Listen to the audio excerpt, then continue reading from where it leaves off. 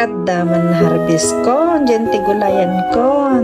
Basit nga beans, talbos ti kamote, isang talbos ng sayote, sabong tay karabasak, santo kamote, di maseng, ding-dingeneng.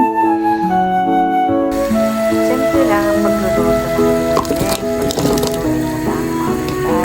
Lagyan ko ng luya, kamote.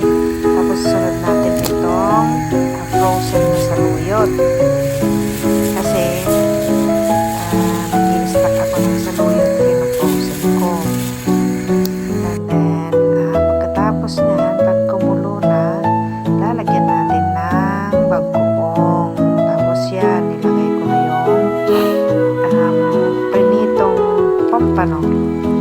Kuloon lang natin ng konti hanggang sa kumulo ng mga 10 to 15 minutes para lang maluto yung kamote. Then isunod na natin itong mga beans at saka yung talbos ng bulaklak ng kalabasa na galing sa garden ko. Yan, pag may tinanim, may uulamin. Yan, kahit konti-konti lang at least, yan, may ulam na ako. At organic yan, masarap yan.